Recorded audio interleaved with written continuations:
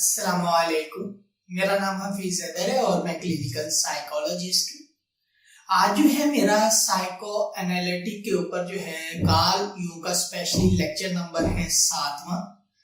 आज के इस लेक्चर के अंदर जो है मैं एक्सप्लेन करूंगा कार्ल यूंग जो है कौन कौन सी टेक्निक्स का इस्तेमाल करता था पेशेंट को डील करते हुए। कार्ल यूंग और फ्रॉइड जो है ये दोनों जो है मिक्स जो है टेक्निक्स को इस्तेमाल करते थे और कार्ल यूंग ने जो है मजीद जो है एक्सपेंड किया था फ्रॉइड की टेक्निक्स को, लेकिन इसका जो कुछ अंदाज था टेक्निक्स का कुछ हटके था। मुशाबहत तो रखता था फ्रॉइड की तरह, लेकिन उसमें थोड़ा सा जो है फर्क था जो क्लियर कट वो कहता था नहीं इस तरह ये टेक्निक को जो है इस्तेमाल करना चाहिए। कार्ल यूंग ने जो है जो पहली टेक्निक इस्तेमाल की पेशेंट्स के ऊपर वो थी वर्ड एनालिसिस या word association. First of all Freud ने जो टेक्निक इस्तेमाल की वो है वर्ड एसोसिएशन। अल्फाज का जो है चुनाव करना और उसको एक्सप्लेन करना। वो अल्फाज कोई भी किसी भी किस्म के हो सकते थे। कार्ल यूंग ने जो है वो अल्फाज जो है मिनिमम जो है 100 अल्फाज अपने पास रखता था जब भी वो किसी पेशेंट्स को डील करता था। मैक्सिमम इससे भी बढ़कर हो सकते थे। वो डेली रूटीन में रोजमर्रा चीजों से रिलेटेड जो है वो अल्फाज होते थे। जैसे जो है किसी पेशेंट से वो पूछ लेता था नीडल, तो वो इंसान जो है वो प्रोजेक्शन में से जो है वो सारी चीजें प्रोजेक्ट करता है, अनकॉन्शियस में जो है कॉन्शियस में लेकर आता है। अगर तो इंसान जो है नीडल का जो है वो सही जो है मीनिंग बता देता कि ये जो है एक सुई है, इसमें जो है धागा डालकर कोई बटन लगाया जाता है या कोई सिलाई के काम आती है, तो इट्स अ नॉर्मल। अगर वो इंसान जो है सुई का नाम सुनते ही, नीडल का नाम सुनते ही जो है अपने वर्बल और नॉन वर्बल इमोशंस को थोड़ा सा चेंज कर ले, लाइक अ पेन, कि पेन जैसे एहसास दे, तो इट्स अ न्यूरोटिक सिम्टम्स, कि उसके साथ जो है कोई ना कोई न्यूरोटिक सिम्टम उसके साथ हुई होती है या कोई ना कोई एसोसिएट होती है न्यूरोटिक प्रॉब्लम। इसी तरह जो है मुख्तलिफ अल्फाज जो वो जो है कार्ल यूंग पेशेंट से पूछता था और जो है उसके वर्बल और नॉन वर्बल एक्सप्रेशन को नोट करता था और उसकी जो है डिटेल से 1 वर्ड लाइन या फिर जो है 2 सेंटेंस लाइन जो है वो जो है सिर्फ जानने की कोशिश करता था कि ये एक्चुअल में जो है ये वर्ड जो है न्यूरोटिक है इसके लिए कि नहीं है। बहुत सारे इसके अल्फाज थे। इन्हीं अल्फाज की बेस पे जो है आजकल हम मौजूदा दौर के अंदर रोटर टेस्ट जो है इस्तेमाल करते हैं। ठीक है, रोटर के अंदर भी जो है जैसे हमारे अक्सर जो है कल्चर से रिलेटेड माँ का पूछा जाता है तो अक्सर कहते हैं माँ बहुत अच्छी होती है, माँ से प्यार किया जाता है, इट्स अ नॉर्मल।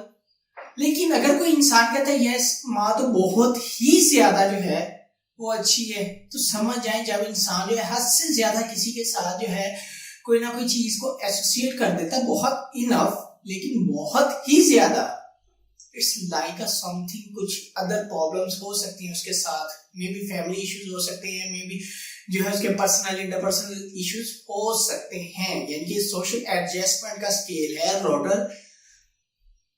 तो इसी तरह जो है वो जो कार्ल यूंग है उसने इन्हीं अल्फाज को जो है मद्देनजर रखते हुए सेल्फ रिपोर्ट इन्वेंट्री को इंट्रोड्यूस करवाया था बाद में, कि पर्सनैलिटी की जो है एक इन्वेंट्री जो है ऑटोमेटिकली बनती थी सेल्फ रिपोर्टिंग की बेस के ऊपर, क्योंकि इसमें सेल्फ रिपोर्टिंग कर रहे होते हैं पेशेंट स्पेसिफिक वर्ड्स को लेकर। फॉर एग्जांपल जो है एक बर्गर का पूछ लिया, उस टाइम तो बर्गर नहीं होते होंगे, लेकिन खैर आज के दौर में एक बर्गर का पूछ लिया तो बर्गर कहते हैं यस खाने वाले हैं, खाया जाता है, इट्स अ नॉर्मल। अगर कहते हैं यस वो सिर्फ स्पाइसी है, बहुत ज्यादा इस तरह है, आई डोंट लाइक इट, तो इट्स मीन कि ये जो है किसी न किसी जो है न्यूरोटिक जो है सिम्टम्स को, न्यूरोटिक प्रॉब्लम को प्रेजेंट कर रहा है। कार्ल यूंग सेम इसी तरह जो है मुख्तलिफ अल्फाज पेशेंट से बोलता था। डेली रोजमर्रा रूटीन में इस्तेमाल होने वाले वो अल्फाज थे और वो जो है पेशेंट की रिस्पॉन्स को चेक करता था। बेसिकली वो जो अल्फाज हैं वो जो है प्रोजेक्टिव टेक्निक की मदद से जो है उसके अनकॉन्शियस को जो है प्रोजेक्ट कर रहे होते थे और जो है जिसमें जो है वो पेशेंट जो है अपने अनकॉन्शियस के अंदर जो कॉम्प्लेक्सेस पड़े हुए हैं उनको जो है वो एक्सप्रेस आउट करता था। और वो कम्प्लेक्सेस जो है पर्सनैलिटी की ग्रूमिंग के लिए बहुत ज्यादा अहमियत के हामिल हैं, और जब तक उन कम्प्लेक्सेस को जो है रिजॉल्व नहीं किया जाएगा वो प्रॉब्लम वहीं स्टिल वैसे ही रहेगी। इसीलिए कॉम्प्लेक्सेस को जो है सॉल्व आउट करना बहुत ज्यादा जरूरी है। तो आई होप सो कि पहली टेक्निक आपको समझ आ गई होगी, वर्ड एसोसिएशन। 100 से ज्यादा अल्फाज के ऊपर जो है वो काम किया कार्ल यूंग ने। और दूसरे नंबर पर टेक्निक थी सिम्टम एनालिसिस, लाइका कैथारसिस। अब पेशेंट की जो सिम्टम्स थी उनको जो है एनालाइज करता था, लाइका कैथारसिस, फ्री एसोसिएशन, और पूछता था, प्रूव करने की कोशिश करता था, अच्छा बताओ कौन कौन सी अलामतें हैं आपके अंदर, किन अलामतों के साथ हमारे पास आए हो, आप क्या समझते हैं इन अलामतों के बारे में, आप एक्सप्लेन करो, कब से हैं, कितना टाइम हो गया, इन अलामतों की वजह से कौन कौन सी प्रॉब्लम्स आती हैं, क्या क्या चीजें जो है आप फेस करते हो, किस तरह समझते हो कि ये अलामतें आपकी जिंदगी में आई हैं, कैसे जो है आप इन अलामतों से बच सकते हो, किस तरह आप इन अलामतों को चैलेंज कर सकते हो, कैसे जो है आप जिंदगी में इन अलामतों से निजात हासिल कर सकते हो। इस तरह की डिफरेंट जो है क्वेश्चनिंग जो है उससे करके फिर जो है उन अलामतों को प्रूव करने की कोशिश करता था। और ये सिमिलर है कैथारसिस की तरह, जिस तरह फ्रॉइड जो है फ्री एसोसिएशन में कैथारसिस करवाता है पेशेंट का। यस, आप जो है एक्सप्लेन करें, कोई भी किसी भी किस्म की जो है परेशानी नहीं है, कोई भी किसी भी किस्म की जो है आपको रेजिस्टेंस शो करने की जरूरत नहीं है। इसी तरह जो है ये टेक्निक जो है वो पेशेंट के ऊपर जो है इसने जो है इस्तेमाल की। इसको जो नाम दिया वो है सिम्टम एनालिसिस, कि एनालिसिस करना है, एनालिसिस करके जो है डिटेल से जानने की कोशिश करना है कि एक्चुअल में ये जो सिम्टम्स हैं कब से एग्जिस्ट कर रही हैं, क्या क्या प्रॉब्लम पेशेंट इन सिम्टम की वजह से फेस कर रहा है, कितनी बार इसने जो है इन सिम्टम्स की ट्रीटमेंट करवाई है, और जो है जब वो ट्रीटमेंट करवाते हैं कितने % जो है ये सिम्टम्स ठीक हो जाती थी, और जो है ये लाइफ लॉन्ग जो है क्यों जो है इसकी लाइफ में एग्जिस्ट कर रही है, कि खत्म ही नहीं होने का नाम ले रही, कौन सी मेजर कॉजेज हैं इन सिम्टम्स के पीछे, उनको जानने की कोशिश करता था। कि दूसरी टेक्निक का भी जो है आपको पता चल गया कि सिम्टम एनालिसिस क्या है। तो अब बात करता हूं तीसरी टेक्निक। तीसरी टेक्निक इसकी थी ड्रीम एनालिसिस या ड्रीम इंटरप्रिटेशन। सिमिलर फ्रॉइड की तरह ख्वाबों ख्यालों की दुनिया में जाना, फैंटेसीज के अंदर जाना, और जो है अनकॉन्शियस के अंदर जो कॉम्प्लेक्सेस पड़े हुए हैं उनको बाहर निकालने की कोशिश करना। लेकिन इसका थोड़ा सा ड्रीम एनालिसिस जो है फ्रॉइड के कॉन्सेप्ट से थोड़ा सा हटके है। इसने कहा था कि अगर फ्रॉइड जो है वो ड्रीम्स की बात करता तो वो दो कंटेंट के अंदर बात कर रहा है, मैनिफेस्टेड और लेटेंट कंटेंट, और जो है उन्हीं को प्रूव करने की कोशिश करता रहता है। यस, बताएं बताएं बताएं और फिर बताते रहें, क्योंकि इसमें जो है या तो पेशेंट जो है original views, original opinion, original dream जो है सामने रखता है, या जो है कुछ ब्लड टाइप का और इररेलेवेंट कंटेंट जो है वो सामने रखता है। लेकिन ये कहता था कि ये जो ड्रीम एनालिसिस है ये है ओरिजिनल।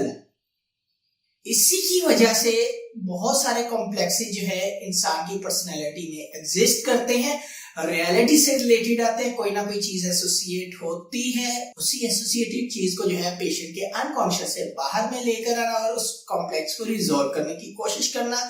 बहुत सारा जो है इसने जो है फ्रेमवर्क किया, पेशेंट्स के ऊपर ड्रीम एनालिसिस किया, और जो है ये जानने की कोशिश की आखिर ड्रीम क्या है, क्यों आते हैं लोग, फैंटेसीज लाइफ में क्यों जाते हैं, कौन से मसाइल हैं। तो जब जो है वो पेशेंट्स को डील करता था तो डिफरेंट जो है वो टेक्निक्स बताता था, छोटी छोटी डेली रोजमर्रा की लाइफ से रिलेटेड जो है वो बताता था कि आपने जब ये ड्रीम आया तो आपने ये करना है, आपने राइट डाउन कर लेना, आपने फौरी फिर वक्त उसी दिन जो है उस चीज को आपने लिख लेना है। क्योंकि पेशेंट है तो जो है 5 दिन के बाद, 10 दिन के बाद, 20 दिन के बाद, महीने बाद, 2 महीने के बाद जो है डिफरेंट स्केड्यूल जो भी वो पेशेंट के साथ सेट करता होगा तभी विजिट करना। तो तब तक आते आते ये ना कि ड्रीम भूल जाए, इसीलिए आपने फौरी तौर पर फिर वक्त जैसे ही आपने अगली मॉर्निंग उठना है, आपने अपने बेड के ऊपर जो है तकिए के नीचे जो है एक डायरी रख लेनी है और उसके ऊपर आपने ड्रीम लिख लेनी है। ड्रीम को जो है फिर वक्त लिखना बहुत जरूरी है, क्योंकि अगर आप फिर वक्त नहीं लिखोगे तो वो जो है आहिस्ता आहिस्ता आपके जो है दोबारा से अनकॉन्शियस में चला जाएगा। जो चीजें आपके कॉन्शियस में आई होंगी, जो आपकी जो है ईगो के साथ जो है अटैच होंगी, क्योंकि इसने ईगो को जो है कहा था कि कॉन्शियस ऑफ माइंड है। इसीलिए जो आपकी ईगो के साथ कॉन्शियस में चीजें आई होंगी वो चीजें आहिस्ता आहिस्ता दोबारा से जो है आपके जो है कलेक्टिव अनकॉन्शियस में चले जाएंगी, आपके पर्सनल अनकॉन्शियस में चले जाएंगी और दोबारा से वो ड्रीम तक अप्रोच करना जो है वैसे एज इट इज जो है इम्पॉसिबल होता है। इसलिए जो ड्रीम एक बार आता है वो दोबारा रिपीट नहीं होता, अगर होता भी है तो उस कॉन्टेंट में नहीं होता। तो इसलिए वही वक्त और फौरी तौर पर जो है इसको लिखना बहुत ज्यादा जरूरी है, ताकि आप जो है लिखें और लिखकर मेरे पास लेकर आए और मैं जो हूँ इस ड्रीम को जो है एनालाइज करूंगा।